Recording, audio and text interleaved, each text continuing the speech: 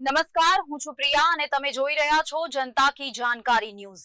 નજર કરીએ આજના સમાચાર ઉપર।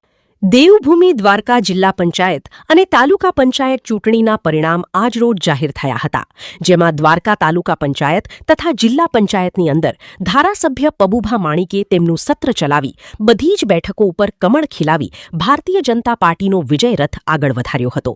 જ્યારે આ તમામ બેઠક પૈકી 16 બેઠક તાલુકા પંચાયત અને 3 બેઠક જિલ્લા પંચાયતમાં ભારતીય જનતા પાર્ટીના ઉમેદવારે કેસરીઓ લહેરાવ્યો હતો અને દ્વારકા ખાતે ઢોલ નગારા સાથે એક વિજય યાત્રાનું આયોજન કરવામાં આવ્યું હતું અને આવનારા સમયમાં આ જ જંગી બહુમતી દ્વારા વિકાસના કામોને વેગ આપવામાં આવશે તેમ ધારાસભ્ય પબુભા માણિક દ્વારા જણાવવામાં આવ્યું હતું। જ્યારે ભાજપ તાલુકા પંચાયતમાં પણ છેલ્લા 35 વર્ષ થયા ધારાસભ્ય પબુભા માણિકની પકડ ખૂબ જ મજબૂત જોવા મળી રહી છે। જ્યારે આજની આ જંગી બહુમતીથી વિજય થતા ભાજપના ઉમેદવાર તથા આગેવાનોમાં આનંદ છવાયો હતો। રિપોર્ટ લલિત શિગંડિયા, દેવભૂમિ દ્વારકા દ્વારકા। ગઈકાલે રવિવારના દિવસે જિલ્લા પંચાયત તાલુકા પંચાયતની ચૂંટણી જે યોજાઈ રવિવારના પરમથી તો આજે રિઝલ્ટ આવ્યું છે। 16 સીટ તાલુકાની છે અને 3 સીટ જિલ્લા પંચાયતની છે।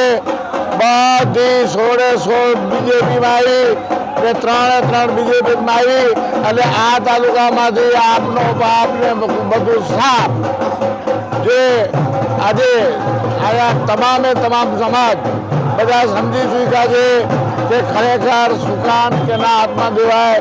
તો આજે આપણા વડાપ્રધાન નરેન્દ્રભાઈ મોદીનો જે આજ વિકાસ અને દેશ પ્રત્યેની લાગણી અને દ્વારકા પ્રત્યે લાગણી આજ જોઈ અને માણસો લગી એક માણસ લગી પહોંચ્યું છે કે વિકાસ કેને કહેવાય અને દેશ પ્રેમ કેને કહેવાય અને દ્વારકાનો વિકાસ તો ખૂબ જે કલ્પના બહાર વિકાસ થયો છે। 1-1, 1.5 કરોડ માણસો અહીંયા આવે છે ટુરિસ્ટો। તો આ બધો વિકાસને જોઈ અને અમારી વાણીને જોઈ અને આ પરિણામ આવ્યું છે। 16 સીટ તાલુકા પંચાયતની ભાજપમાં છે અને 3 સીટ ભાજપમાં છે। આ તાલુકામાં કોઈ નથી, સામે પક્ષની ડિપોઝિટ ગયું લગભગ જગ્યાએ